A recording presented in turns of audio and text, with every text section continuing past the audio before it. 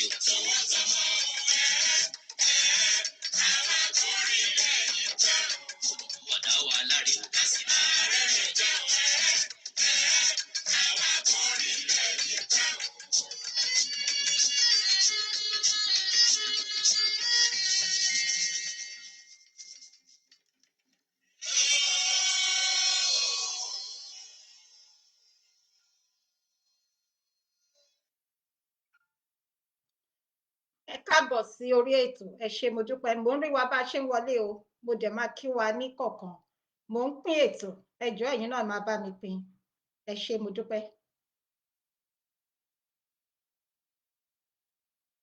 Yorùbá ẹ wá gbọ́ná, ṣé kìí ṣe pé ló já wa o, ìgbà wo la fẹ́ gbọ́ná, tá ò ní lè yé ìṣera wa, àjòjì fẹ́ kó wa lẹ́rú, ẹni á fi wọn sílẹ̀ ká máa wọ̀ wọn, ọ̀rọ̀ yìí máa lẹ́yìn o, tẹ́ ò bá lè jẹ́ ká gbòmìnira. Ìgbẹ́ ogun ti dé sílẹ̀ Yorùbá báyìí, ẹ̀yin tẹ́lẹ̀ ìwọ́n ni tó.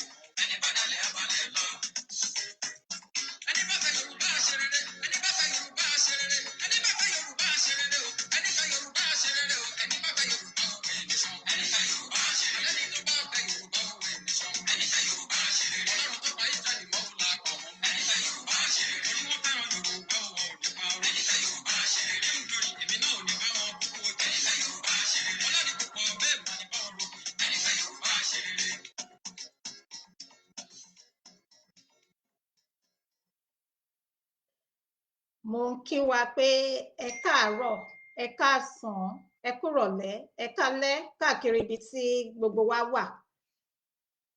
Ṣé dáadáa ni a wà?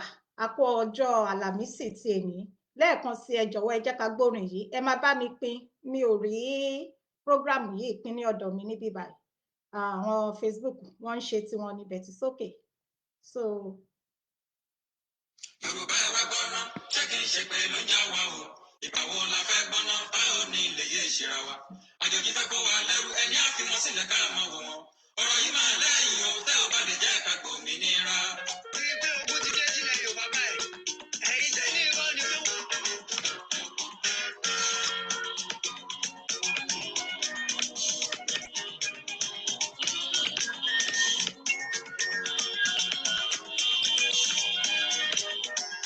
Yorùbá ẹ wá gbọ́ná, ṣé kìí ṣe pé ló ń já wa o? Ìgbà wo la fẹ́ gbọ́ná tá ò ní ilé yé ìṣera wa? Àjòjì fẹ́ kó wa lẹ́rú ẹni á fi wọn sílẹ̀.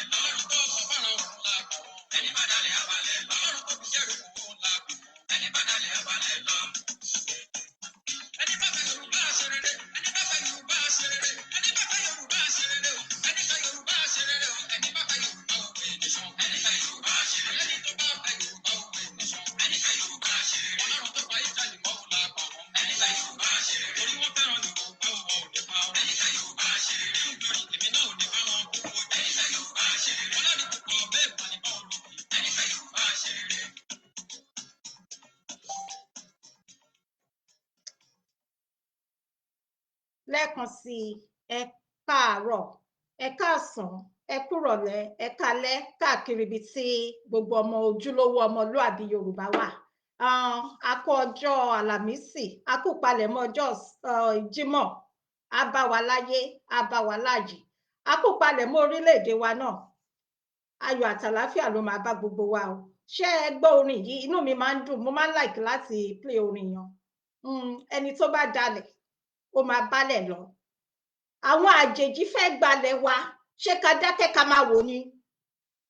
Ọ̀rọ̀ yìí máa lẹ́yìn o. Ká tó tẹ̀síwájú, mo rí orúkọ gbogbo wa níkọ̀ọ̀kan, mo máa kí wa níkọ̀ọ̀kan. Ẹ jẹ́ ká kọ́ fi tolúwa síwájú ná ká tó tẹ̀síwájú. Ọlọ́run alágbára jùlọ, ògo ni fún orúkọ mímọ́ yín. A dúpẹ́ níbi tí ẹ̀yin Ọlọ́run tẹ́ bá iṣẹ́ ọ̀rọ̀ orílẹ̀-èdè Yorùbá dé. A dúpẹ́ lórí gbogbo àwọn aṣíwájú, àwọn alànà wa gbogbo. Olúwa ẹ gbọpẹ́ àsìyìn wa. A fẹ́ tẹ̀síwájú nínú ọ̀rọ̀ yín, nínú iṣẹ́ yín. Olúwa, iṣẹ́ ti yín ni. Ẹ bá mi lọ, ẹ gbẹ́nu mi kẹ́ fi sọ̀rọ̀. Mi ò fẹ́ ṣe nípa ti ara Ọlọ́run, ẹ̀mí ọ̀run ẹ mí sí mi. Ẹ fi iná la ètò yìí kọjá. Ẹ jẹ́wọ́ agbára yín ní ìkẹyìn ohun gbogbo. Ògo, ìyìn, ọlá á jẹ́ ti yín. Ní kíákíá, ní wéréwéré, ìpinnu tí ẹ ní orílẹ̀-èdè Yorùbá yìí, ẹ bá mú wá sí ìmúṣẹ. Nítorí pé ìrètí pípẹ́ ó máa ń ṣe ọkàn láàrẹ̀. Ẹ má dojú ìgbàgbọ́ àti ìrètí wa tiwa. Ẹ gbọ́ aláṣẹ ọ̀run, ẹ fi àánú dá wa lóhùn. Jésù agbára wa. Àmín, àmín, àmín. Ẹ ṣé mo dúpẹ́. Ẹ jẹ́ ká kọ́ gbọ́ orin orílẹ̀-èdè wa kí ká tó tẹ̀síwájú. Ẹ má bínú, ẹ má bínú. Okay.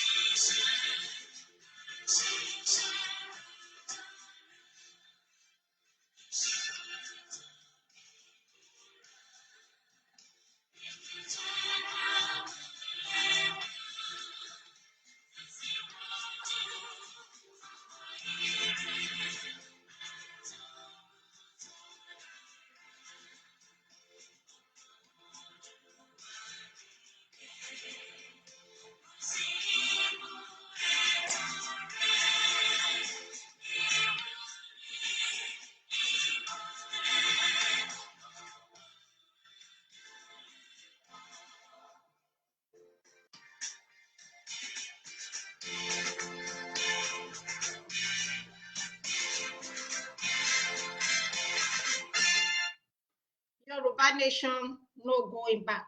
Bẹ́ẹ̀ni, no going back ní tiwa. Ẹ jọ̀ọ́, kí ni kọ́mẹ̀ntì yan? Ó ń jump orúkọ. Torí mo rí àwọn orúkọ kan nígbà tí mo kọ́ bẹ̀rẹ̀, wọ́n tún ti lọ sókè. So ẹ jọ̀ọ́, tí mi ò bá pe orúkọ yín, ẹ jọ̀ọ́, mi ò rí ni o, mi ò fi ṣe àfojúdi. Ní àkọ́kọ́, ẹ jẹ́ kí n kí àwọn bàbá wa lànà. Bàbá wa Bánjí Akíntóyè, ẹ̀mí yín á gùn fún wa o bàbá. Ẹ máa kó wa jẹ̀pẹ́. Bàbá wa Chief Imam, ẹ kú iṣẹ́ takuntakun. Ẹ ò ní ṣe lásán láṣẹ Èdùmàrè. Mo kí bàbá wa olóyè Dr. Sunday Adéyẹmọ, ẹ kú iṣẹ́. A ní fi yín ṣe àwátì o. Ẹ ní fi ọmọ ṣe nǹkan tó wà nílẹ̀. Ẹ ní fàyà ṣe. Lágbára Ọlọ́run, gbogbo mọ̀tá ó máa di òfo lórí yín ni o. Ẹ máa pẹ́pẹ́pẹ́ o.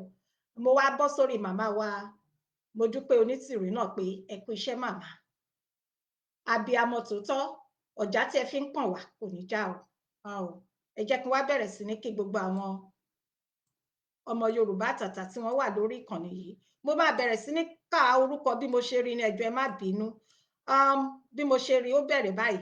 Dádì Ọláyínká Adébísí, ẹ ṣé, àdúpẹ́. Bàbá mi Lékan Oyèdìran, ẹ káàbọ̀ sí orí ètò. Bàbá mi Marcel Babátọ́pẹ́, ẹ kú iṣẹ́ ẹni yìí. Èèyàn tèmi, ẹ ṣé mo dúpẹ́ o. Àjọṣe wa kò ní bàjẹ́ o. Mo dúpẹ́ o. Dádì ọmọ mi Ọmọwùmí Àgùnlóyè, ẹ káàbọ̀ sí orí ètò. Ẹ ṣé. Dádì Fẹ́mi Túndé, ẹ ṣé ẹ káàbọ̀ sí orí ètò. Bàbá mi èèyàn yìí,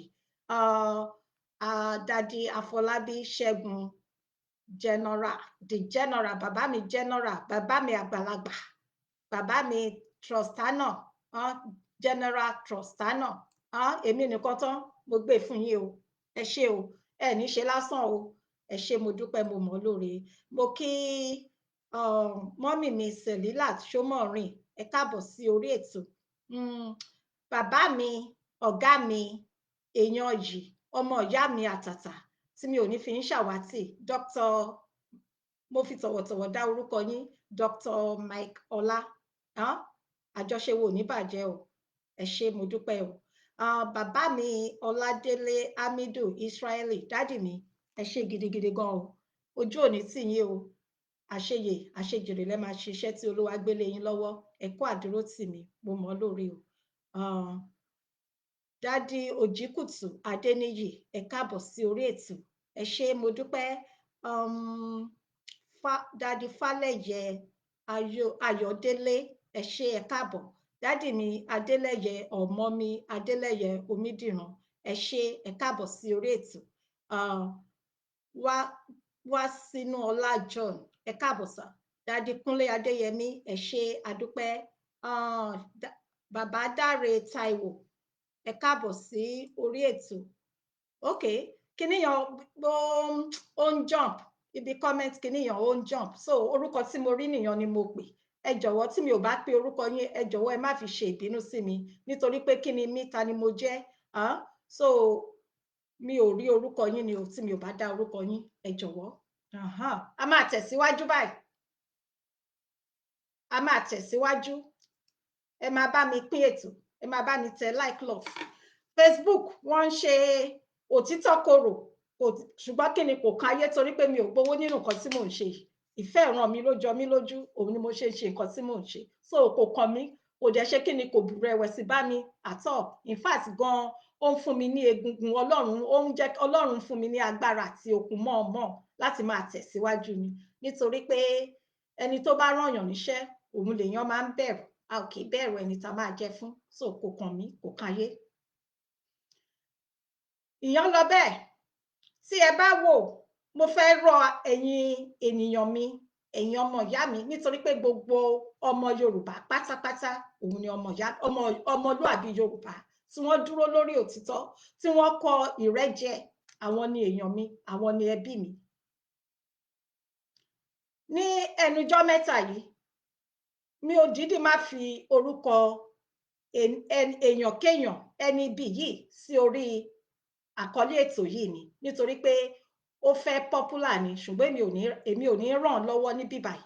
Mo kí yín mọ́mì mi, my beautiful mọ́mì Esther Adétómú Ewétúgà JP, ẹ ṣé mọ́mì, ẹ pẹ́ fún wa lórúkọ Jésù. Ó ń lọ káàkiri, mo wá farabalẹ̀, nìkan wọ́n tún dìídì sẹ́ndẹ̀ sí mi lẹ́ẹ̀mẹ́ta, wọ́n ní kí n sọ̀rọ̀ lé lórí. Àwọn mélòó kan nínú àwọn tí wọ́n máa ń wò mí sí wọ́n ní kí n sọ̀rọ̀ nípẹ̀, ṣùgbọ́n mi ò ní dárúkọ, tí n bá ń sọ ó máa jí ẹ̀yin àti èmi ò búyàn ní bíbáyìí, a wá pè wọ́n sí àkíyèsí ni. Wọ́n sọ wípé nínú ọ̀rọ̀ tí wọ́n sọ, mo kàn máa fún wọn lésì kínkínní kí n ṣẹ̀ tó bá bọ́ sórí nǹkan tí orí àkọlé yìí gangan ni. Ó bani lọ́kàn jẹ́, ó dẹ̀ ṣe ni láàánú lọ́pọ̀lọpọ̀ wípé àwọn kan wà tó yẹ pé wọn kì í ṣe abíamọ, àwọn ọ̀dájú abíamọ, àwọn ìkà, àwọn èèyàn kéèyàn, àwọn tí ò tiẹ̀ yẹ, àwọn ọ̀ràn Fúlàní, àwọn tó jẹ́ pé wọ́n ti gbàgbé ilé, wọ́n ti gbàgbé ọ̀la, wọn ò náání, wọn ò bìkítà, wọn ò láròjinlẹ̀. Àjèjì fẹ́ kó wa lẹ́rú, wọ́n fẹ́ gbalẹ̀ wa, ẹni ká fi wọ́n sílẹ̀ kẹ́ máa wò. Ẹ ń sọ wípé Yorùbá ló kàn, Yorùbá ló kàn, Yorùbá ló kàn ní kíni nínú gbogbo nǹkan tó wà nílẹ̀ yìí? Ṣé ẹ rí ayé yín àbẹ́ rí ayé yín? Ṣé ẹ rí ayé yín níta àbẹ́ rí ayé yín? Kẹ lẹ́nu kẹ lórí lọ́rùn láyà, ojú ò tiẹ̀ tì yín, ẹ dẹ̀ ń pera yín lágbà.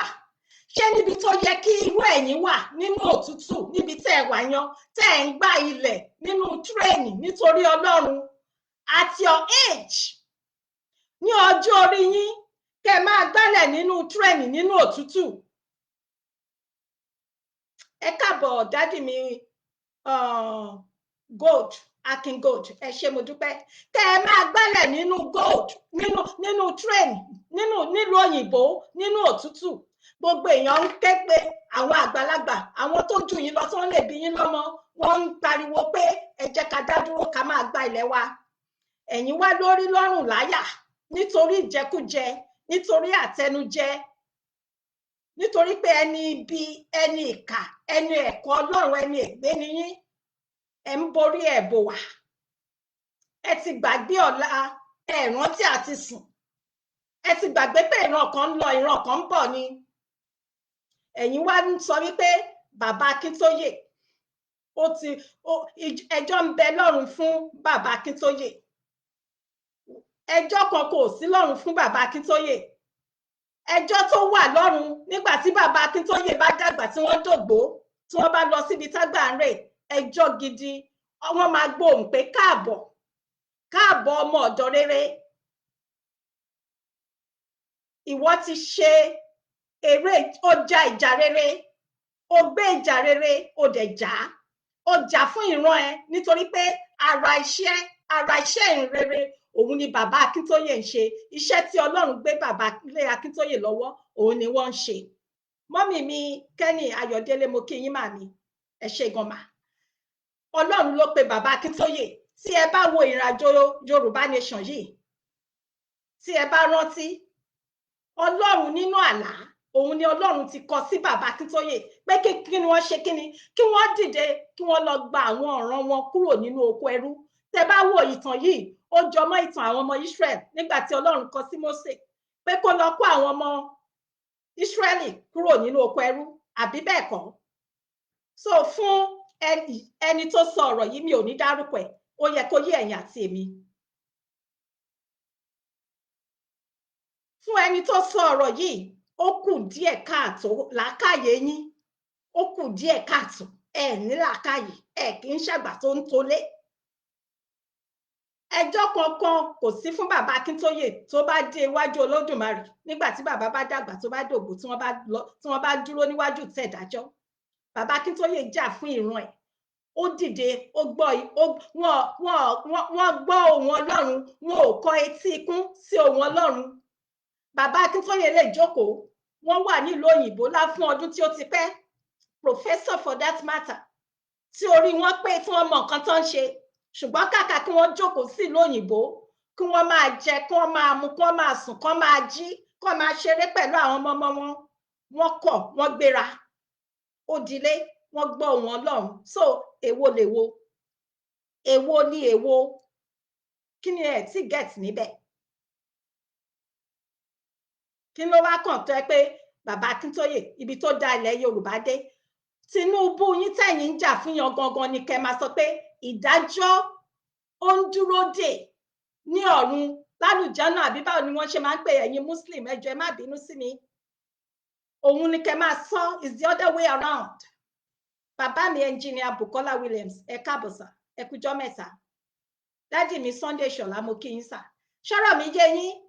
Ẹ̀yin Tinubu yín tẹ̀ ń jà fún, òun ni kẹ́ máa sọ pé ibi tó bá ilẹ̀ Yorùbá dé, tó ti ilẹ̀ Yorùbá dé lẹ́ni, ẹjọ́ ń dúró dè. Èmi ò dáyàn lẹ́jọ́, ṣùgbọ́n òun ló yẹ kẹ́ ẹ sọ yan fún, kì í ṣe bàbá Akíntóyè. Ẹ tún bọ́ sórí màmá Onítìrì. Mo dẹ̀ rẹ́rìn nítorí pé irú abiyamọ wo ni ẹ̀yin, tí ẹ̀yin tírú yín báyìí tẹ́ bá dìde, tẹ́ fọwọ́sowọ́pọ̀ pẹ̀lú ìjọ Onítìrì, ẹ mọ̀ bí tá bá ti dé. Ṣùgbọ́n kàkà bẹ́ẹ̀, títorí àtẹnujẹ, nítorí wọ̀nbílékí, nítorí pé ẹ ya karambà ní, ẹ ní àròjinlẹ̀, ẹ nífẹ̀ẹ́ ran yín, ẹ ti gbàgbé ọ̀la, kò sí nǹkan tó kàn yín mọ́. Irú kí ni wọn bá fún yín tẹ́ wá ń sọ pé MC Olúọmọ kò sí bí ó ṣe jẹ́? Ta ló fẹ́ kí wọ́n rohùn pọ̀ mọ́ MC Olú ẹran?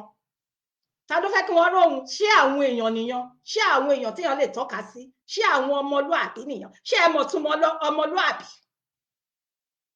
Ó kù díẹ̀ káàtó, mo kí yín mọ́mì Ọmọ́wùmí Àgùnlóyè, dádì mi Jímọ̀ Adé Ayọ̀mí. Mọ́mì mi kan wà, ẹ jọ̀ọ́ mo ti gbàgbé orúkọ yín, ẹ jọ̀ọ́ ẹ má bínú, ó ti lọ sókè bẹ̀ tí mo rí yín. Ẹ ṣé mọ́mì mi, ẹ kú gbogbo gbà mí mà. Ṣé èèyàn ṣó mọ́gbọ́n dání? Irú abiyamọ wo ni yín? Tí tẹ́yìn bá kọ̀, tẹ́yìn ò bá fẹ́ lọ sílé mọ́, tẹ́yìn bá ti gbàgbé ilé, wọ́n bí bẹ́mi ṣe máa ń gbọ́ ní ilẹ̀ Yorùbá ni wọ́n máa ń sọ pé àjò lè dùn kí onílé má relé, ṣùgbọ́n a ní amọ̀rú àwọn bíi tiyín náà tó jẹ́ pé wọ́n ti gbàgbé ilé. Wọ́n ti gbàgbé ilé, kò sí nǹkan tó kàn wọ́n. Ìgbà tó yẹ pé wọ́n ń rí jẹ, wọ́n ń rí mu níbi tí wọ́n wà. Wọn ò rányàn níṣẹ́. Ṣùgbọ́n ẹ rántí pé gbogbo èèyàn ò dàbí tiyín o.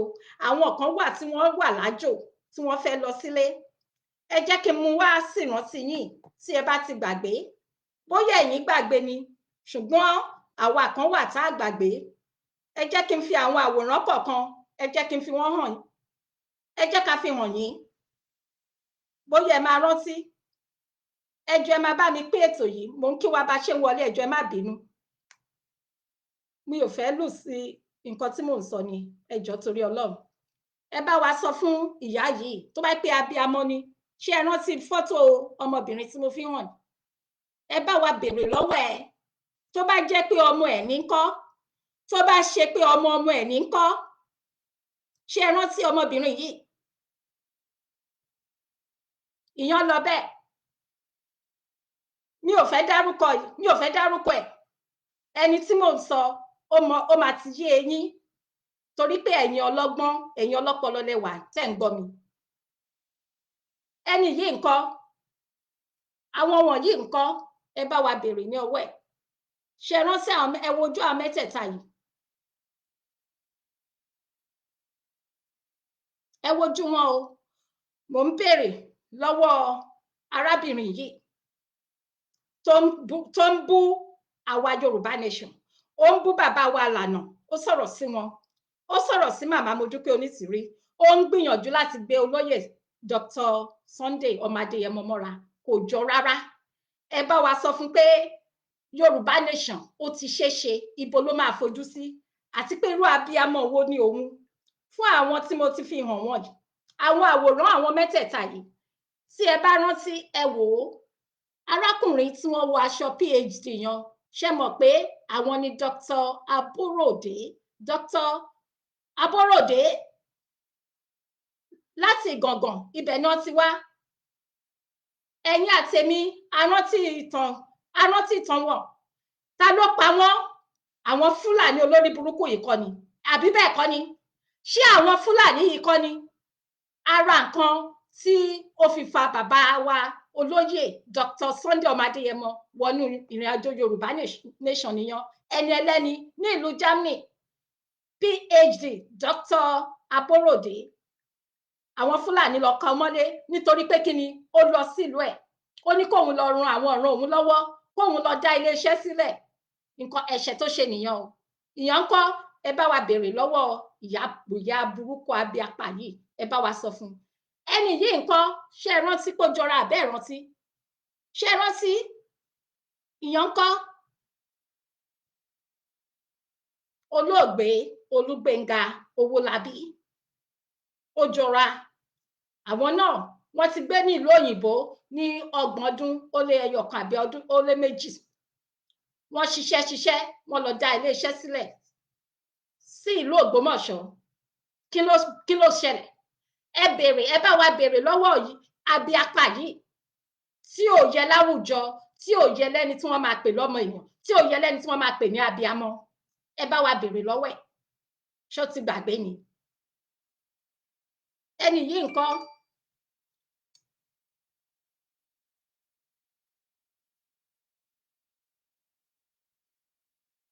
ó di mélòó báyìí? Wọ́n máa dá àwọn ẹbí wọn lóró.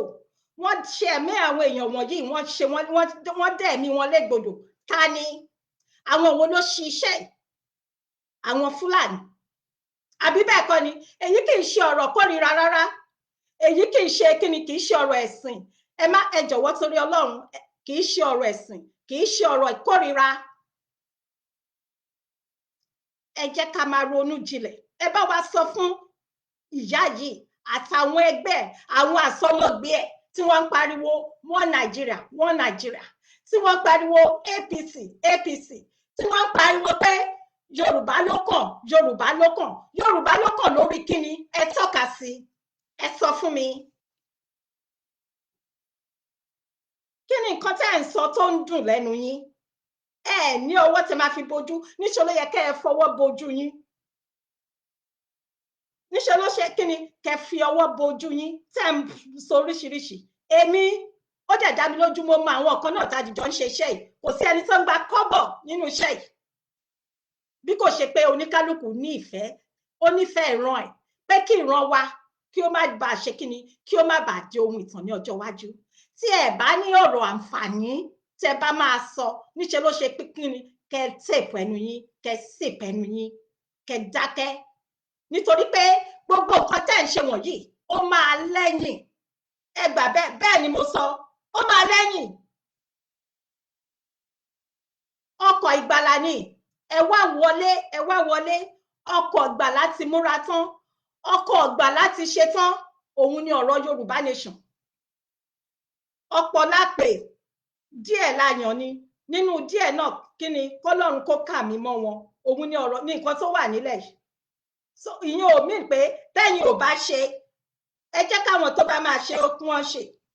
Tẹ́yìn ò bá níbi rè, ẹ má ṣì àwọn ènìyàn lọ́nà. Tẹ́yìn ò bá ní àròjinlẹ̀, tẹ́yìn bá ti sọ òní yín nù, tẹ́ ti gbàgbé ọ̀la. Tó bá pẹ́ ẹ̀yin ìwà karambání, tó bá pẹ́ ẹ̀yin ẹ̀jẹ̀ Fúlàní wà nínú yín, ẹ jẹ́ ẹ̀yin fúra yín sílẹ̀ kẹ́ tẹ̀síwájú nínú iṣẹ́ bí yín. Gẹ́gẹ́ bí ẹ ṣe sọ, tẹ́ ń sọ pé bàbá Akíntóyè ẹjọ́ wà lọ́rùn fún, just bẹ́ẹ̀ gẹ́lẹ́ lẹ́jọ́ ṣe wà fẹ́yìn náà gẹ́lẹ́, nítorí pé ní ìlú òyìnbó tí ẹ̀yin wà, ẹ̀ ń rí iná lò ní àsìkò àti ìṣẹ́jú gbogbo ìgbà. Tẹ́ bá ti fẹ́, ẹ lè jẹun ẹ̀mẹ́fà ẹ̀mẹ́wàá níbi tẹ́ wà. Omi wà níbẹ̀, ọ̀nà tó dára wà níbẹ̀, ilé ìwòsàn ọ̀fẹ́ wà níbẹ̀ fún yín, ó ní àwọn àǹfààní oríṣiríṣi tó kún bẹ̀. Tẹ́yìn bá jẹ́ pé àfẹ̀mí onímọ̀tara ẹni nìkan, tẹ́yìn ò rí bẹ́ẹ̀ fún bí nǹkan táwọn bàbá Bánjí Akíntóyè rí, nǹkan tí màmá Mojúkẹ́ Onítìrí tẹ́ ń ta síyan wọn tí wọ́n rí, àbàbá olóyè Sunday ọmọ Adéyẹmọ, ó kúkú ṣeéṣe, ó dáa pé kí ni kẹ́ pa ẹnu yín mọ́, kẹ́ wá nǹkan míì sọ, kẹ́ má sọ̀rọ̀ mọ́ nípa ọ̀rọ̀ Yorùbá nation. Ẹ jẹ́ kí n tún wá ṣí yín létí o, ẹ jẹ́ kí n là yín lóye. Mo fẹ́ play kíní yìí fún yín. Ẹ jọ̀wọ́ gbogbo ẹ̀yin tẹ́ ń sọ pé Yorùbá ló kàn Yorùbá ló kàn, ẹ farabalẹ̀ kẹ́ gbọ́. Ìjà kọ́ leléyìí, àbá tìjà wá. Ẹ jọ̀wọ́ ẹ gbọ́ dáadáa o, èmi kọ́ ni mo sọ bẹ́ẹ̀, kì í dẹ̀ ṣe bàbá yìí nìkan ni wọ́n sọ bẹ́ẹ̀, ọ̀pọ̀lọpọ̀ àwọn ènìyàn Ọlọ́run ni wọ́n ti ń sọ kíní. Ìjáfara ó dẹ̀ léwu. Bíbélì ní ìgbọ́ràn ó sàn ju ẹbọ rírú lọ. Ẹ jọ̀wọ́ ẹ jẹ́ ká kíyèsára. Ẹ gbọ́ kí n tó tẹ̀síwájú. Mi ò ní pé kẹ́nikẹ́ni má tiẹ̀ bú mi àbí sọ ẹ̀gàn kankan. I don't say anyone should not insult me or reproach me. Mi ò tiẹ̀ bẹ̀rù ẹ̀dá kankan. I fear no human being. Lẹ́yìn bí Ọlọ́run ṣe wí yé. As our God has spoken. Tí Nàìjíríà bá vote APC ní 2023. If Nigeria vote APC in the year 2023. Ṣé hard lè rí Ades? You are experiencing this time now. Ada. You see a more tougher and tougher. Àárẹ̀rìn afẹ́ jẹ ènìyàn bí ẹni jẹun. You want to eat human being like food. Bí Olúwa mi ṣe wí. As the God has spoken. Bí Ọlọ́run Elédùmarè ṣe sọ fún mi. As the living God has spoken. Mi ò ní kẹ́nikẹ́ni má tiẹ̀ wá halẹ̀ àbí sọ ohunkóhun. I don't say no one should try. Mi ò dẹ̀ ní pé bóyá o jẹ́ ọmọ ẹgbẹ́ APC fún láìkì mi. If you belong to APC. Mi ò ní sọ kó lọ fọwọ́ ẹ tẹ̀ka ìbò. Mo sọ fún yín ní ìgbà ní 2015 pé wo nǹkan tó wà nílẹ̀ báyìí o. I told us in the year 2015 that look at it. Irọ́ lẹ fẹ́ dìbò fún 2023. You want to vote for life. Tẹ bá dìbò fún ẹgbẹ́ kí ni àwòrán náà? Ẹgbẹ́ ìgbálẹ̀. If you vote for the party that has broom as their core. Àánú ṣọ́ọ̀ṣì ṣe mí, àánú ṣọ́ọ̀ṣì ṣe mí, àánú ṣọ́ọ̀ṣì ṣe mí. I pity churches. Ebi tó máa pa yín. The hunger that was for you. You ask yourself, why? Anybody. I am not antagonizing And I don't vote neither. I speak as God has sent me.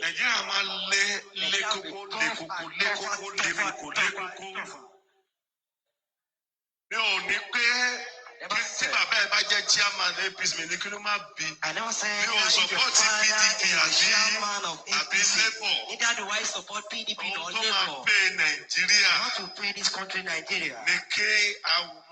True federalism. For us to go for true federalism. Or we should restructure or secede. And that's what God is telling our Father in the Lord. If you decide to vote, if Tinubu wins, all of you are going into job. That is God has spoken. Let's go live has spoken. Just we have said it. Let me say it in English so that the word is not. If Nigerians vote for APC, Nigeria will sink. In poverty, and the economy will be in shambles. If the government of APC continues, Nigeria will suffer extraordinary. I'm not in support of anybody. As a matter of fact, I don't vote. And I will never vote. I am telling you that we have never seen Archie before. Then this is when we now experience more Archie. We will be sick, the economy will be sick. I'm not saying anybody should like me. If I bring a letter to you tomorrow, if I bring an appeal phone to you, don't give it to me. That's what the Lord has said.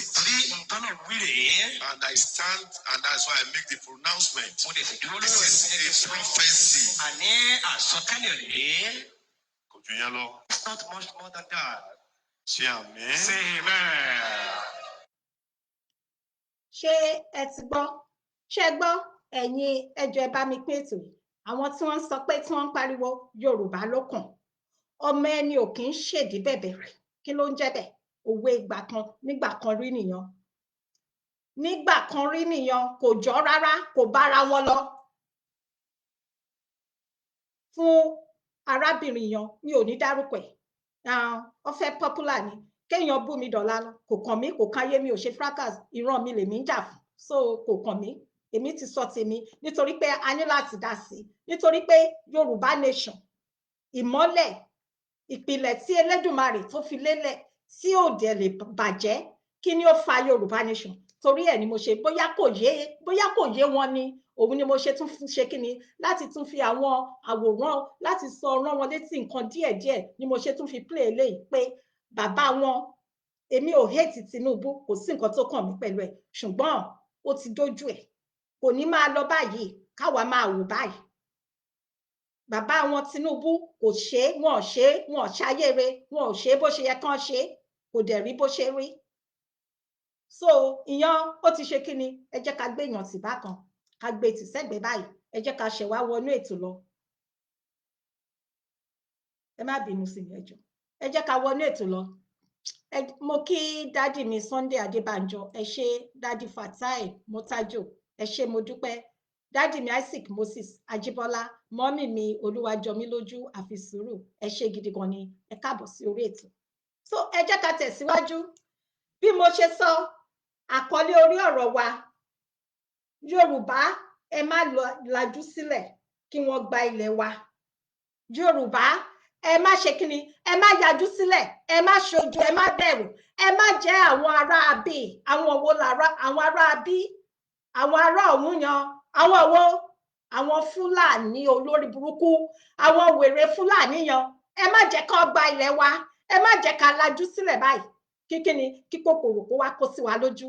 No, kò possible. Ẹ má jẹ́ ká lajú sílẹ̀ káwọn Fúlàní kí wọ́n wá sọ ìran tiwọn tí kí mi ò fẹ́ ẹnu mi ẹnu àṣẹ tí wọ́n wá sọ ìran tiwọn di ìran kíní ṣọ́rọ̀ mi yé yín àwa làwọn ò ní gbà bí orin tí a fi kíta play ká tó bẹ̀rẹ̀ ètò àjèjì fẹ́ kó wa lẹ́rú ẹ wá ní ká fi wọ́n sílẹ̀ ká máa wò kò ṣeéṣe tí ẹ bá rántí ní ayé ọjọ́ òun nígbà kan rí bí wọ́n ṣe bẹ̀rẹ̀ pẹ̀lú àwọn haúsá nìyẹn o títí di ọ̀la kò sí haúsá mọ́ nígbà kan rí haúsá la máa ń gbọ́ kò sí haúsá fúlàní haúsá ni ọgbọ̀ngbọ́n kí ni wọ́n ṣe wọ́n lọ sí ọ̀dọ̀ àwọn haúsá wọ́n lọ gba ilẹ̀ wọn lẹ́ni kí lẹ̀ ń gbọ́ haúsá fúlàní ni bí wọ́n ṣe máa ń bẹ̀rẹ̀ nìyẹn o bí wọ́n ṣe máa ń bẹ̀rẹ̀ nìyẹn o nǹkan kan wà tí mo tún máa play ẹ̀ fún wa again Nnamdi Kanu is a prophet Nnamdi Kanu ó ti rí nǹkan táwọn ò rí tẹ́lẹ̀tẹ́lẹ̀ tí èmi àti ẹ̀yin tá a rí ṣùgbọ́n àwọn nǹkan ti rí tó jẹ́ pé ibẹ̀ ni wọ́n gbà lọ àwọn bíi bàbá wa olóògbé Bọ́lá Ìgè àwọn bàbá Abraham Adésànyà àwọn bàbá Ọbáfẹ́mi Awólọ́wọ̀ wọ́n gbìyànjú gẹ́gẹ́ bí ẹlẹ́rara wọ́n ṣe ìwọ̀n tí wọ́n lè ṣe ṣùgbọ́n mo tún fẹ́ rán wa létí mo fẹ́ ṣí wa ní gbẹ́rẹ́ ìpàkọ́ mo fẹ́ ká jí kúrò nínú orun wa mo fẹ́ ká jí gìrì mo fẹ́ ká gbé ẹ̀mí ìgboyà wọ̀ ká jẹ́ ọmọ akin ká ṣe bí ọmọ akin kan ò kì í ṣojo ẹ jẹ́ ká fi yé wọn gbogbo àwọn ọ̀dàlẹ̀ olóṣèlú àwọn ọ̀jẹ̀lú wọ̀nyí tí wọ́n jẹ́ àwọn ẹni ẹ̀kọ́ mi ò búyàn mo ń sọ̀rọ̀ ni tí wọ́n ti gbàgbé ọ̀la wọ́n ti gbàgbé pé gbogbo nǹkan táwọn ń ṣe ìtàn wà fún ẹ farabalẹ̀ ẹ jẹ́ ká rántí ẹ jẹ́ kí n rán wa létí nípa ọ̀rọ̀ tí arákùnrin yìí ń sọ ẹ jẹ́ kí n rán wa létí bí ó ṣe pàtàkì tí ó ṣe kókó tá ṣe ní láti jà fún ilẹ̀ wa láti gba ilẹ̀ wa kúrò ní ọwọ́ àwọn wèrè àwọn òpònú àwọn ìkà àwọn tí ò níran fúlàní wọ̀nyí ẹ jẹ́ kí n fi rán wa létí a máa sọ toró tí ń dójú ẹ̀ báyìí. They have turned their attention to the West. They are forcibly occupying their land and telling them that they cannot do anything about it. A whole presidency in a country openly and brazenly supporting terrorists. All of you watching and listening all over the world, you know that Miyetti Allah is a terrorist organization. You know that. They have killed. They have said that Benue State is theirs for the taking as a spoil of war. Ṣé ẹ rántí Miyetti Allah? Bó ṣe máa ń sọ̀rọ̀ yìí tí n bá máa sọ sí. Ṣé ẹ rántí Miyetti Allah? Terrorist, ó run terrorist organization ní ìlú yan. Wọn ò dẹ̀ mú sí. Àbí bẹ́ẹ̀ kọ́? Ẹ jẹ́ ká tẹ̀síwájú. All of you are aware of it. You know what they are doing. Anywhere you have Fulani headsmen, terrorists for that matter, they tell you, oh, they are pastoralists. They are allowed to do their businesses in the forest. All of you are aware of it. But you kept quiet, hoping that somehow Tinubu will emerge as the president, or an Igbo man will come as the president, and your family will start enjoying. But in the meantime, you have no more farmlands, you have no more forests, you have nowhere you can call your own home. The same stupidity exhibited by Hausa peasants that enabled Fulani to take Sokoto from them, that enabled Fulani to take Katsina from them, that enabled Fulani to take even Kanu from them. Every Hausa land is occupied either by a Fulani emir or a Fulani governor. Some of you don't want to reason, you don't ever learn that the main aim of Fulani is to conquer your land and enslave you. Look at Hausa people today. As I wrote yesterday, they are worse than a discarded tissue paper. They are worth nothing. Only their language is what is relevant in their lives. Everything else is lost. All of you are repeating the exact same mistakes that the Hausas made. That is why. The same mistakes tí àwọn Haúsá ṣe òun ni wọ́n ti fẹ́ máa bẹ̀rẹ̀ àwọn olóṣèlú àwọn ọlọ́jẹ̀lú Yorùbá àwọn gómìnà pàápàá jùlọ àwọn gómìnà àti àwọn àgbààgbà kan ní ilẹ̀ Yorùbá wọ́n tún fẹ́ máa ṣe ṣé ẹ mọ̀ ní kílẹ̀ pẹ̀lú gbogbo òwe tẹ́ ẹ kà nítorí Ọlọ́run kí ni òye yín níbẹ̀ èwo lẹ mọ̀ èwo lẹ rántí nínú ìtàn Èwo. Ẹ jẹ́ ká máa gbọ́ o. In trouble. And that is why they can never ever come out of it. They are all suffering from what I would an advanced version of the Stockholm syndrome. Can you imagine that these people came into their land and took it over and they cannot do anything about it? Hausa is gone.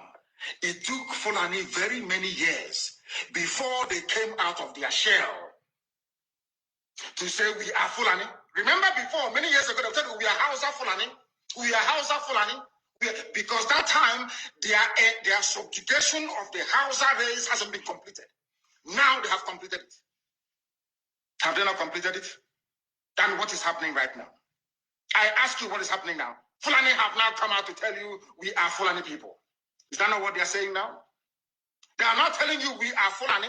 No more Hausa Fulani. What does that tell you? That the Hausa race no longer exists. Do you want the same thing to happen to you? Do you want the same thing to happen to your families, to your villages? Do you want your town? Ṣé ẹ ti gbọ́, do you want the same thing kó ṣẹlẹ̀ sí wa? Èèwọ̀ ká má rí, kójú má rí bí gbogbo ara lògùn ẹ̀. Torí ẹ̀ la ṣe ní láti tètè ṣe kíni, láti tètè gba orílẹ̀-èdè wa tó ti wà tẹ́lẹ̀tẹ́lẹ̀ ní ìgbà kan rí kí àwọn olórí burúkú kan kí wọ́n tó kóra wọn wá, kí wọ́n tó dà wá pọ̀ lọ. Kírú ẹ̀ má bàa ṣẹlẹ̀, ó kù sí wa lọ́wọ́.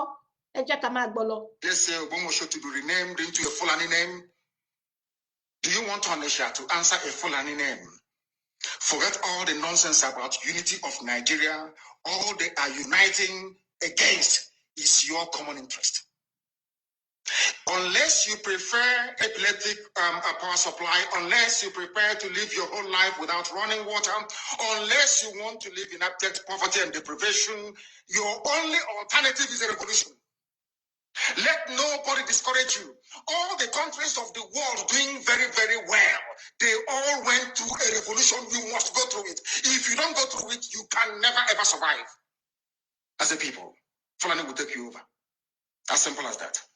This very day, we are making it known to the whole world that the Muslim extremist dictatorship masquerading as a secular democratic government must be demolished. It must be demolished for you to survive. They have to be demolished. If you do not demolish them, your lives will end very, very miserably. I assure you. I assure you. The zoo is on its knees. Everybody knows that the zoo called Nigeria is on its knees. Who doesn't know that? Everybody knows. Nothing is functioning. You are all aware of it. When they say go and register for NIM or whatever rubbish is called, all of you took that without legislation, without any laws. Fulani can control you however they like. Once they announce it, Yoruba newspapers very foolishly and stupidly will support them because they want Tinubu as the president. And you are all dying every blessed day. You are all dying every day. Had you people risen up to say that what is happening in Nigeria is bad, there is no way that First Oranti's daughter will not be alive today. That is the price you pay for duplicity. That is the price you pay for treachery. That is the price you will continue to pay until you rise up and say enough is enough. It is up to you to do it. You did it during NSAS. You can do it again. Can you imagine Fulani people telling you, if you remove Fulanis from Yoruba forest, imagine Fulani telling you, if you remove them from your ancestral lands, there will be war, and you are panicking. And you have not asked yourself, why are they not saying something about the East? Why did they not say to Eastern Security Network? Why did they not say to me, if you don't stop evacuating Fulani terrorists from the forest, there will be war? Because they know. They understand psychologically that you don't have what it takes to resist them. Do you know why Borno State is still alive? Why you still have the Kanuri people in Borno today? Was because they resisted the Fulani centuries ago. You have to go back to history to understand how Nigeria came into existence. Fulani has been expanding from day one, from Senegambia. All the way from Senegambia, they've been expanding, and now they are in Okiwe. all the way from Senegal. They are now in Okigwe. And you're asking us to somehow fold our hands and keep quiet because of 2023, because one idiot is going to come out to become a president, because of that rubbish, because of that nonsensical notion, we should fold our hands and wait until we are overrun by the Janjaweed from the Sahel. Is that how reasonable people think? Is that how people that wish to survive as a race, is that how they reason? It is very, very shocking that some of you do not understand what the Fulanis have in store for you. Very, very soon it is going to happen. And when it happens, your eyes will clear. And about whom you will see it very clearly. I was warning you in 2014, 2015, 2016. They said he's a warmonger. He's a warmongering. I went to America and I told World Igbo Congress that this war you are avoiding is going to come to your villages. They said, no, it's not going to happen. What is happening today? When Yoruba was supporting the dead idiot called Buhari, did I not warn them that this info you're supporting will consume you? They never listened. They never wanted to listen. IPOB is a terrorist group.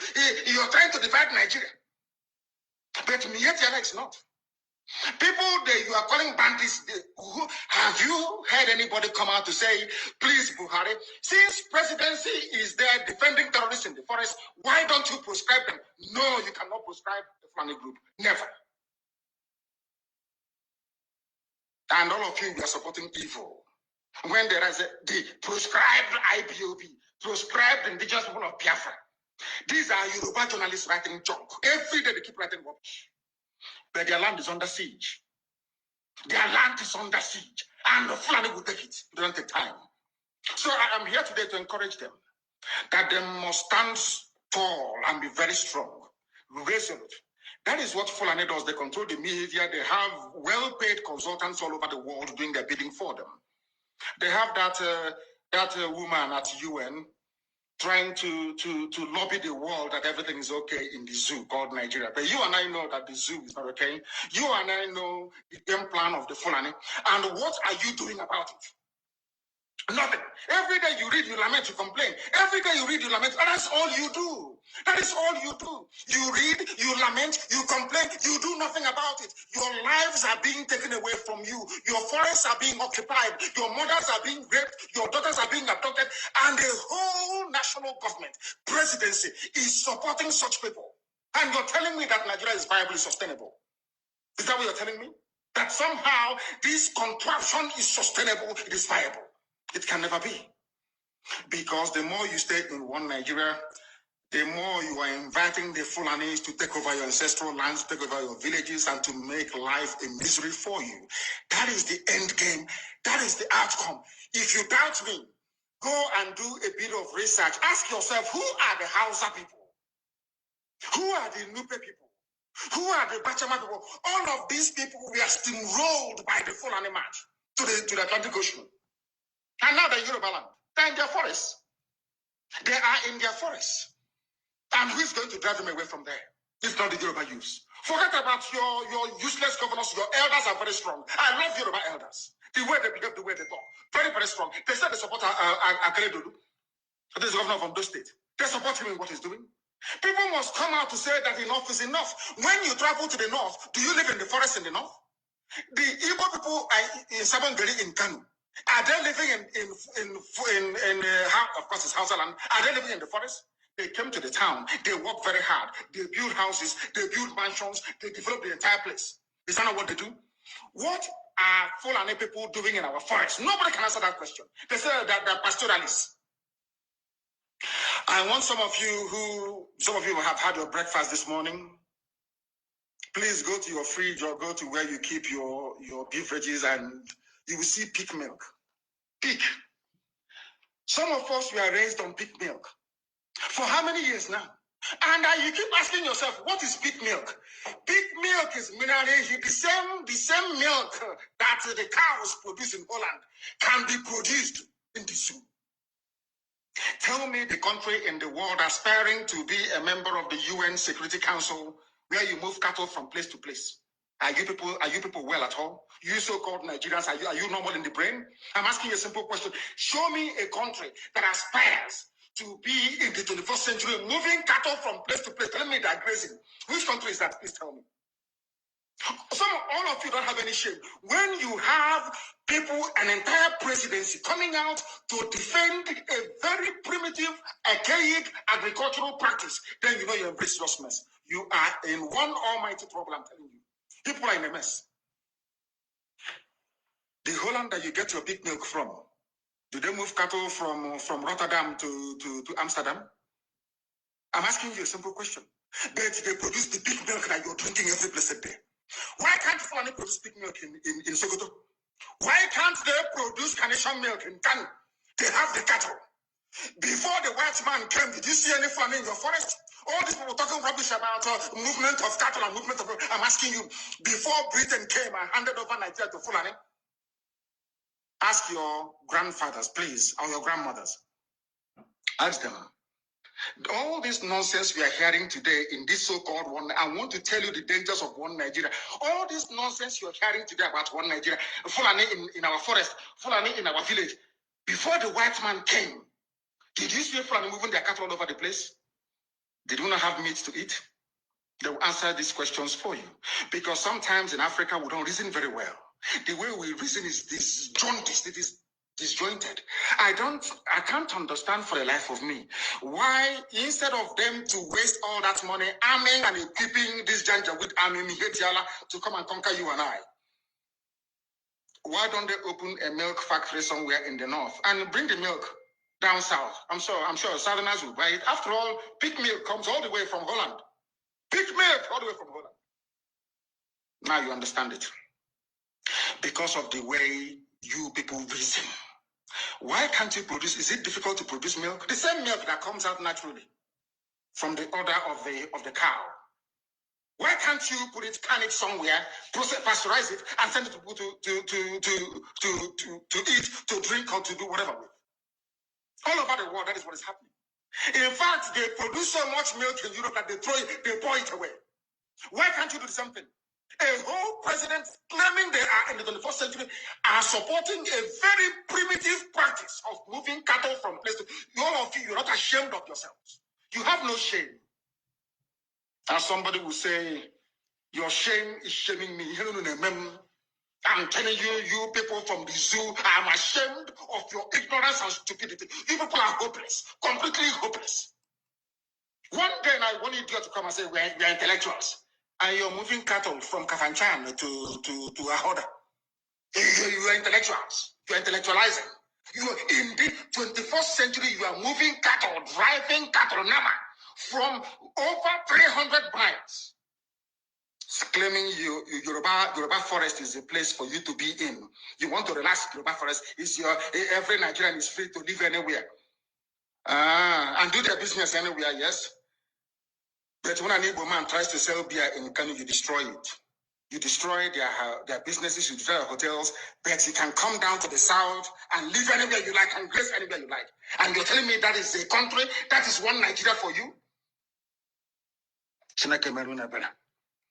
The Fulanis we are talking, they call them the Funa movement. Our attention has been drawn to a decree credited to one Rotimi Akeredolu, asking Fulani people who have occupied some forests in Ondo State to quit. We are also aware of another incident in Oyo State where an illiterate political talk gave quit notice to Fulani people to leave their territories, which are now their irreversible homes. Are you listening? Fulani are now saying that Yoruba forest is now their irreversible homes. They have now occupied Yoruba land in perpetuity. And I want to let my Yoruba friends understand this. You see, in life, anytime you support evil, evil will come back to haunt you. All of you never knew that IPOB and this Biafra movement was for your liberation. Some of you saw maybe the oil and gas from Biafra land. If they go now, we'll have access to oil and gas. In the process of having your eyes fixated on oil and gas, your forest is gone. Do you understand it? There is nothing more precious in life than freedom. Freedom is very important. And I need you to understand this very morning. Every Yoruba person supporting Fulani, You are setting up yourself to become like the Hausa people. Remember when Hausa was supporting Fulani? We are Hausa Fulani. We are Hausa Fulani. Where are the Hausa people today? I ask you. Where are those Hausa people today? Do you see them anymore? They're saying we are Hausa Fulani. We are Hausa Fulani. Do you see them again today? Do you see them? I'm asking you. No, because Fulani have completely overwhelmed them. It's called emasculation. Completely emasculated them. Look at what they're doing in the East. In the East, they come to the East, they will tell you, oh, you want to be the president or vice? Yeah. They say, give us land for Ruga.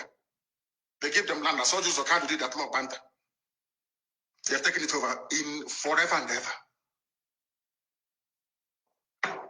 Give us land in your state. Hope most of them are proof to us that you are stood. Give us land in Olu. Hope most of them will give them land in Olu. We can go and kill people in Obibo. We can kill for them. How many Fulani governors are prepared to kill bandits? I didn't say normal people.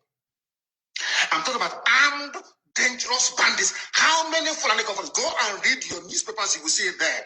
Fulani governors are negotiating with them, giving them arms, giving them vehicles, making sure that their life is no longer a misery. But see, they come down to the south. They tell you, give us land for Ruga. Go and kill your people to prove to us that you want Nigeria. That was why Obioso was talking rubbish. Was talking yesterday or 2 days ago. Supported by the BBC. The problem you people have in Nigeria is this.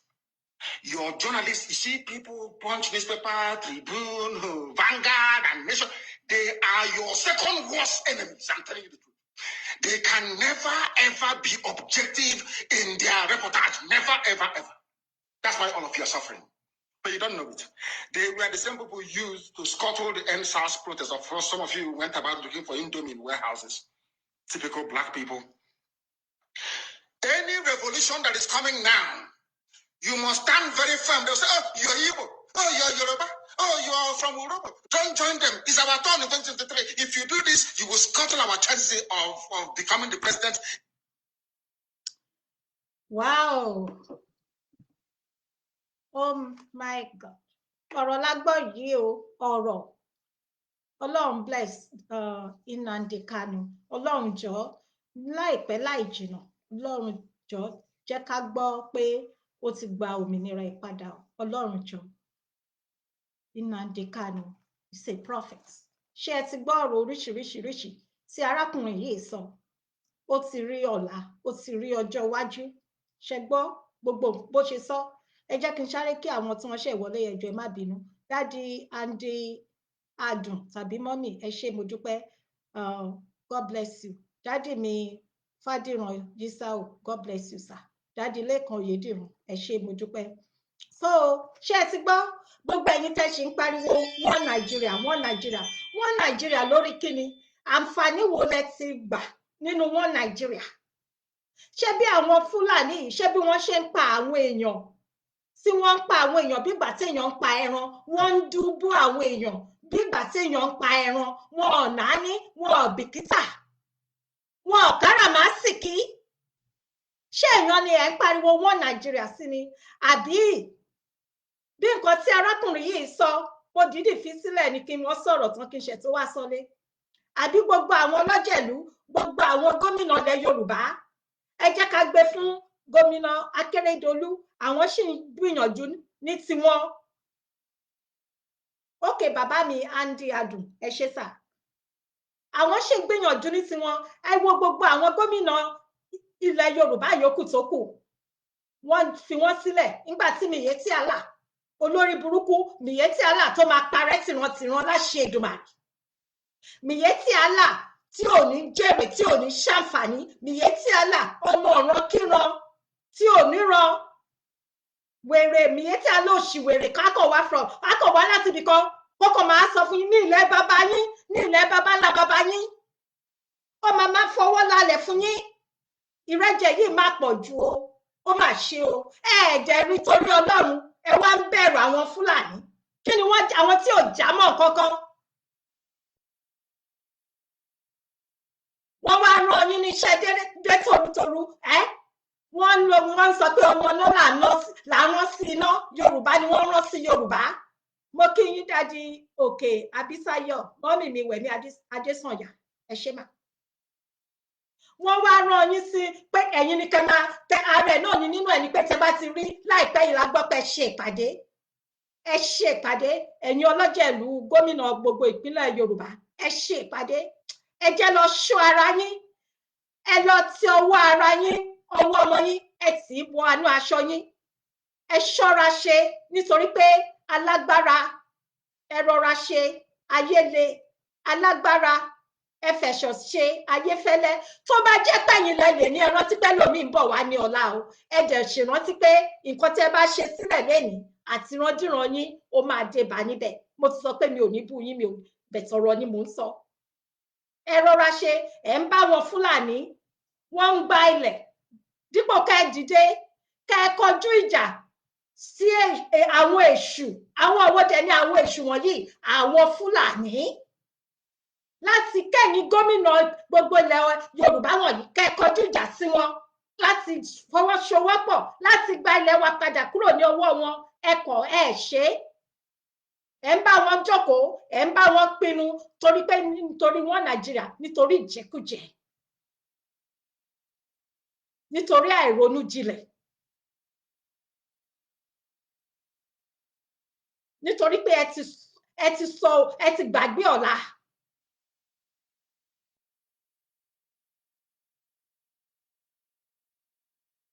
gbogbo àwọn wá di pé àwọn tó ń lọ sóko wọn ò lè lọ sí oko mọ́ ibẹ̀ àwọn Fúlàní ti bẹ̀rẹ̀ àbí bẹ́ẹ̀ kọ́ ni gẹ́gẹ́ bí nǹkan tí arákùnrin yẹn sọ mo dìídì play ẹ̀ ni torí pé láti jẹ́ ká rántí bóyá a ti gbàgbé ni bóyá ọ̀pọ̀lọpọ̀ nínú ẹ̀yin tẹ́ ṣì ní ìgbàgbọ́ nínú wọn Nàìjíríà yìí bóyá ẹ ti gbàgbé ni òun ni mo ṣe dìídì play kìíní fún wa fún ẹ̀yin àtẹ̀mí lẹ́ni pé kẹ́ ẹ rántí gbogbo ẹ̀yin tẹ́ ṣì ń jókòó pé APC Tinubu kan ló lè ṣe Yorùbá ló kàn ìgbà tó dìgbà ti Yorùbá àwọn Yorùbá kan wá dìde wọn láwọn fẹ́ gba orílẹ̀-èdè àwọn eléyìí kò rí bẹ́ẹ̀ rárá ẹ farabalẹ̀ kẹ́ gbọ́ gbogbo nǹkan tí arákùnrin yẹn sọ ṣé ẹ rántí ìtàn bó ṣe bẹ̀rẹ̀ ní ilẹ̀ Haúsá nìyẹn àwọn ò ní gbà àwọn ò ní lajú wá sílẹ̀ kí àwọn wèrè Fúlàní kankan kóra wọn wá láti ibì kankan wá sọ pé àwọn máa gba ilẹ̀ Yorùbá kò jọ rárá kí ni ká ti gbọ́ kí Fúlàní kó máa jẹ gómìnà ní ilẹ̀ Yorùbá kí ni ká ti gbọ́ kí Fúlàní kó máa jẹ ọba ní ilẹ̀ Yorùbá ojú má rí bi èèwọ̀ òrìṣà kò ṣeé ṣe ìdí nìyẹn tí wọ́n fi sí àwọn olórí wa bàbá àlànà wa bàbá wa Bánjí Akíntóyè bàbá wa Chief Dr. Olóyè Sunday Adéyẹmọ màmá Amódúpẹ́ Onítìrí tí wọ́n fi sọ pé kí ni ilé já bàbá Chief Imam Yorùbá Nation wọ́n sọ pé ilé já ọmọ Yorùbá torí pé nǹkan tẹ̀yìn fi ọwọ́ kínkínní mú yìí tí ó bá ń lọ bẹ́ẹ̀ tí oníkálukú bá dákẹ́ tó fọwọ́ lẹ́rán báyìí tó ń wò Ọlọ́run má jẹ́ ká rí nǹkan mi ẹ wo àwọn tí wọ́n ti gbé ní ìlú àjèjì àwọn tí wọ́n ti gbé ní ìlú òyìnbó tí mo ti fi àwọn àwòrán wọn tí mo fi hàn wá àtàwọn míì bẹ́ẹ̀ bẹ́ẹ̀ lọ tó ẹ pé tí wọ́n bá ti lọ sílé tí wọ́n lọ dá iléeṣẹ́ sílẹ̀ ní ilẹ̀ Yorùbá kí ni wọ́n máa kí làwọn Fúlàní yìí máa ṣe fún wọn wọ́n máa jí wọn gbé tí wọ́n bá jí wọn gbé tán wọ́n á tún gba owó ọwọ́ wọn tí wọ́n bá tún gba owó ọwọ́ wọn tán wọ́n á tún ṣe kí ni wọ́n á gba ẹ̀mí wọn wọ́n á tún wá gé wọn wọ́n á pa ẹ̀dẹ̀ dákẹ́ ẹ̀dẹ̀ wá ṣéyàn ní ká máa wò ó lọ ni ọgbọ̀ngbọ́n bí wọ́n ṣe máa wọlé tí wọ́n máa gba ilẹ̀ Yorùbá yàn pátápátá nìyẹn tó wá di pé àwọn tó wà ní òkèèrè wọn ò wá nílé lọ sí ilẹ̀ bàbá wọn mọ́ ṣebí Yorùbá máa sọ pé ilé bàbá ọmọ ò kí ń bọmọ lẹ́rù ni ṣùgbọ́n nísìnyìí ẹ̀rù ń ba ọ̀pọ̀lọpọ̀ àwọn ènìyàn láti lọ sí ilé bàbá wọn tí ò dẹ̀ yẹ kó rí bẹ́ẹ̀ ìdí nìyẹn táwa Yorùbá Nation ṣe kí ni àwa sọ pé àwa ti ṣetán ilé yá àwọn ò ní jókòó kalẹ̀ àwọn ò ní wò kí àwọn Fúlàní àwọn tí ò níran àwọn ọ̀ràn kíran kan kọ́ wá láti ibì kan kó wá sọ pé a máa gba ilẹ̀ wa kó máa fọwọ́ lálẹ̀ fún wa ìrẹ́jẹ èèyàn ti pọ̀ jù kò dẹ̀ yẹ kó rí bẹ́ẹ̀ kì í ṣe ẹ̀yin Yorùbá tí wọ́n rán sí Yorùbá pé kẹ́ máa lọ gbé àwọn ọmọ Yorùbá àwọn ọmọ Yorùbá tí wọ́n ń jà fún ẹ̀tọ́ wọn kì í ṣe pé wọ́n ò pààyàn, wọn ò jíyàn gbé, wọn ò jalè, ṣùgbọ́n ẹ̀tọ́ wọn, ẹ̀tọ́ ìran wọn ni wọ́n ń jà fún, kí ìran wọn kí ó má bàa di ohun ìgbàgbé, òun ni wọ́n ń jà fún. So tí wọ́n bá ti wọ aṣọ báyìí, tí wọ́n dé fìlà báyìí, tàbí tí wọ́n wọ ọrú aṣọ báyìí, ẹ wá máa ní kí wọ́n gbé wọn, ẹ máa fìyà jẹ wọn, ẹ dẹ̀ bẹ̀rù Ọlọ́run, ẹ dẹ̀ rántí ọjọ́ àti sùn. Àwọn ò ní wò, àwọn ò ní gbà, àwọn ò dẹ̀ ní dákẹ́. Ká ṣe kí ni? Ká jẹ́ káwọn àwọn kan láti wọ́n wá látòkè ọ̀hún. Mi ò kì í ṣe pa kórìíra àwọn Fúlàní. Nígbà kan rí wá, bí mo ṣe máa ń sọ, àwọn Fúlàní àlejò, àwa Yorùbá fẹ́ràn àlejò, a gbà wọ́n ni, a gbà wọ́n lálejò, a gbà wọ́n lálejò, ṣùgbọ́n Ọlọ́run má jẹ́ ká ṣoore ṣe. Àwa ti ṣe tán báyìí. Ó dá mi lójú pé àwọn baba ńlá baba wa náà, ká sọ pé wọ́n mọ̀ ni, wọn ò ní gbà wọ́n lálejò. Wọ́n wá fẹ́ gba ilẹ̀ wa, ó ti dùn mọ́ wọn, oúnjẹ yan, a ti fún wọn lóúnjẹ jẹ, ó ti dùn mọ́ wọn, ó ti dùn jù lẹ́nu wọn. Wọ́n wá ní ká mórí wá kó kọrùn. Èmi àtẹ̀yin, àwa là ní gbà, àwa là ní ṣojo. Ọmọ akin, ẹ jẹ́ ká sọ fún wọn pé ọmọ akin ni wá. Ọmọ akin, ìbẹ̀rù ò sí, kò sí ojo. Torí pé àwa la ní ilẹ̀ wa ni. Ta ni mélòó nínú yín ló lè lọ sí Sokoto ilé wọn, tó máa sọ pé, tó máa lọ fọwọ́ lálẹ̀ fún wọn, tó máa sọ pé báyìí ni kí wọ́n ṣe nǹkan wọn? Ṣé ẹ̀yin àti èmi lè ṣe? So ìdí nìyẹn tí ẹ̀yin àti èmi ò ṣe nígbà ká jókòó kí wọ́n gba ilẹ̀ wa mọ́ wa lọ́wọ́. Kò possible. Kò possible. Ẹ jẹ́ ká dìde. Àsìkò rẹ̀ kò tún gbọ́dọ̀ kọjá àsìkò yìí. Kò gbọ́dọ̀ kọjá lọ, kò gbọ́dọ̀ kọjá àsìkò yìí. Ta ni Miyetti Allah? Ta ló mọ Miyetti Allah? Ṣé ti rí ibi tí wọ́n ti máa ń lo Yorùbá sí Yorùbá? Ìgbà tí Miyetti Allah máa mú ambassador, ta ló mú? Ọmọ Yorùbá. Ìgbà tí Tinubu wọn tí wọ́n kíbò sí tó máa mú igbákejì ààrẹ, ta ló mú? Fúlàní. Ṣé ti rí ibi tí wọ́n ti bẹ̀rẹ̀? Divide and rule, divide and rule. Ṣùgbọ́n ẹ̀yin àti èmi ló kù sí lọ́wọ́. Àwọn ò ní gbọ́, àwọn ò ní gbà. Àwọn olóṣèlú, no, àwọn ọlọ́gbọ́n kì í ṣe olóṣèlú because wọn ò mọ̀ túmọ̀ olóṣèlú. Wọn ò mọ̀ túmọ̀ olórí. Kí ni wọ́n ń pè ní olórí? Ẹ káàbọ̀ mọ́mí Mariam Àríyọ̀. Dádì Sali Ebeki, ẹ káàbọ̀ sà. Ta ni wọ́n ń pè ní olórí? Ní àìpẹ́ yìí, ní ìlú òyìnbó, ní orílẹ̀-èdè Amẹ́ríkà, àti ní àwọn ibòmíì bẹ́ẹ̀ lọ, àwọn olóṣèlú wọn tí wọ́n bá wà ní bóyá gómìnà, ẹ jẹ́ ká lo àwọn gómìnà fún àpẹẹrẹ. Tí gómìnà ìlú kan tó bá ọdún 4 ni, tó bá sọ pé òkè o, ní àsìkò tòun, òun máa ṣe kí ni? Òun máa ṣe nǹkan báyìí, òun máa ṣe báyìí fún arúgbó, òun máa ṣe báyìí fún àwọn aláboyún, òun máa ṣe báyìí fún àwọn ọmọ òrukàn. Ó máa make sure kó ṣe é. Torí pé kí ni? Tó bá tún tí ọdún 4 ẹ̀ bá parí, tó bá tún fẹ́ padà lọ́wọ́ ọdún 4 míì, tí ò bá ṣe dáadáa, tí ò bá pèsè gbogbo nǹkan tó ṣèlérí pé òun máa ṣe fún àwọn ọmọ ìlú yẹn, tí ò bá ṣe fún wọn, kí ni wọ́n máa ṣe? Wọ́n máa sọ sínú sálángá. Nǹkan tí mo mí pé wọ́n máa sọ sínú sálángá ni pé wọn ò tún ní dìbò fún mọ́. Ẹlòmíì ni wọ́n tún máa dìbò fún, tí ò dẹ̀ ní síjà, tí ò ní sí pé kí wọ́n máa pààyàn. Tí àwọn bá fẹ́ ṣe òṣèlú wọn níbẹ̀, wọn kì í fúnyàn lówó láti máa ra ìbò. Ìdí nìyẹn tí wọ́n bá ti gbé wọn dé ipò tí wọ́n láwọn wà, bí mo ṣe lò gómìnà ni àwọn gómìnà ìlú wọn, tí wọ́n bá ti dé ibẹ̀, tí wọ́n wà ní ipò 4 yan, tí wọ́n bá ṣe eré, tí wọ́n bá ṣe bó ṣe yẹ kí wọ́n ṣe, wọ́n á tún ṣe kí ni? Wọ́n á tún dìbò fún wọn fún ọdún 4 mìíràn pẹ̀lú ìrọ̀rùn. Tó bá pẹ́ yín ṣe bẹ́ẹ̀ ni, tó bá pẹ́ yín gómìnà ilẹ̀ Yorùbá, ká sọ pé yín ṣe nǹkan tó yẹ kẹ́ ẹ ṣe ni. Gbogbo àwọn Fúlàní wọ̀nyí, wọn ò ní lórí lọ́rùn láyà kí wọ́n máa rán yín níṣẹ́, kí wọ́n máa rán yín níṣẹ́, kí wọ́n máa lo ẹ̀yin fún ìran Yorùbá. Ìran yín ti ń ṣe ìran Yorùbá pé kẹ́ máa lọ kó àwọn ọmọ ọlọ́mọ, kẹ́ máa lọ sìn wọ́n mọ́lé, kẹ́ máa fìyà jẹ wọ́n nítorí pé wọ́n ń jà fún ìran wọn. Tí ìlú bá tùbà, tí ìlú bá tùṣẹ́ ni, kò sẹ́ni tó máa jà, kò sẹ́ni tó máa sọ pé òun fẹ́ pín. Wọ́n ló wu ni ká jẹ ẹran pẹ́ lẹ́nu ṣùgbọ́n òfò ọ̀nà fún òun ni kò ṣe kíni òun ni ò jẹ́ àwọn ò sọ pé àṣemọ̀ ṣùgbọ́n a lè máa bá lọ báyìí kò gbọ́dọ̀ máa lọ báyìí kò sí iná gan tí bí ò ṣe sí iná ẹ sì ń ṣe kíni wọ́n sì ń gba owó lọ́wọ́ àwọn èèyàn ẹ máa gbọ́ o ẹ rí pé kò bójú mu ṣe rí pé kò bójú mu kò síná ibo ni wọ́n ti ń ṣe irú ẹ̀ tí ẹ bá ti mú iná wá kò yẹ kán fún yín lówó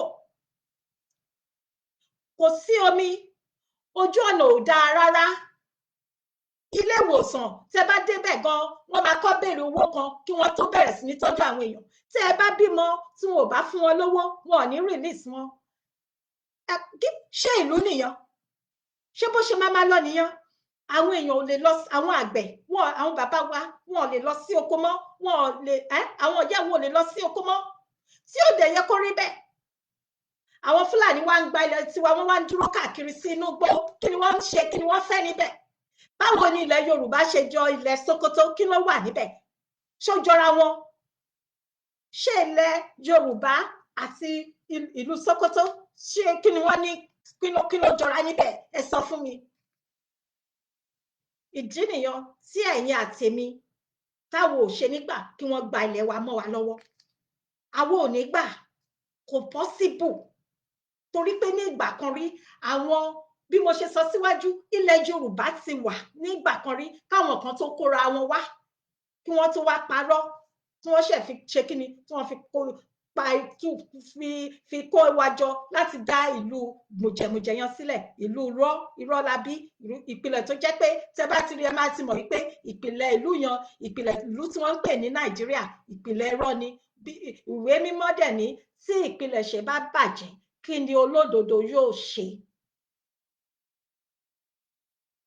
òun ló wá ń ṣẹlẹ̀ báyìí ilé tí a fi tọ́mọ ni ìrìn ni yóò wo òun ni ọ̀rọ̀ ìlú yan òun ló wá ń ṣẹlẹ̀ báyìí Ọlọ́run dẹ̀ ti sọ fún ẹ̀yin àtèmi Èdùmàrè ti sọ wípé láti òkè ọ̀run wá ni pé ó ti tó àsìkò kí tí ìran Yorùbá tí ó dá dúró again nítorí pé nígbà tí ó bá yá àwa ni ìran Yorùbá ní ògo adúláwọ̀ gbogbo àwọn tí wọ́n wà ní ìlú òyìnbó káàkiri bí èmi ti rí bẹ́ẹ̀ kọ́ ni ọ̀la máa rí ìlú òyìnbó tí gbogbo wọn wà káàkiri tí ẹlòmíì tí wọ́n ti sọ lẹ́nu tí wọ́n ti gbàgbé bí ẹni tá a sọ nígbà tí mo fi bẹ̀rẹ̀ ètò tó bá di ní ẹ jẹ́ ká sọ pé 50 ọdún síbi tá a wà yìí tí wọ́n bá ní kí gbogbo yín pátápátá kẹ́ máa kúrò kẹ́ máa lọ ibo lẹ fẹ́ padà sí tí ẹ bá gba ilẹ̀ yín lọ́wọ́ àwọn ìrankíran àwọn ìran Fúlàní yìí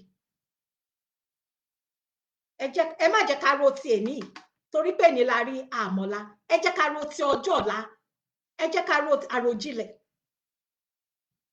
ẹ jẹ́ ká ro bí ìran wo ṣe ní di ohun ìgbàgbé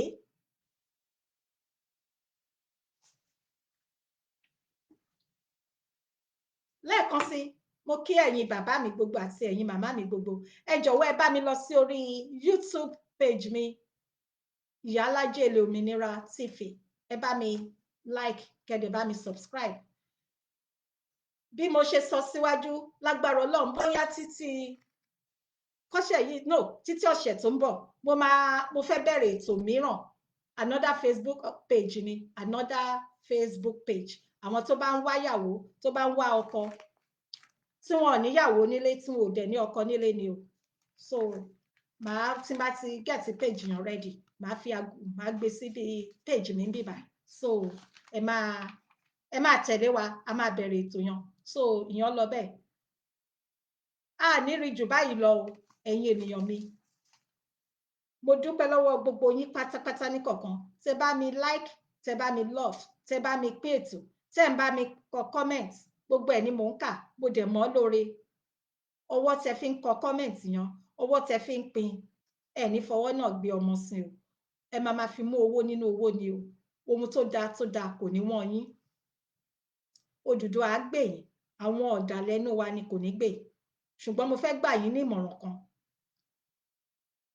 ẹ tètè wá wọlé fún àwọn tí ó mọ̀ àwọn tí torí 1000 naira àwọn tí ó mọ̀ ẹ tètè wá wọlé ọkọ̀ ìgbàlà òun ní Yorùbá Nation ọkọ̀ ìgbàlà ó ti múra ó dẹ̀ ti ṣetán ẹ tètè wá wọlé ẹ kó ara yín wá, ẹ wá wọlé.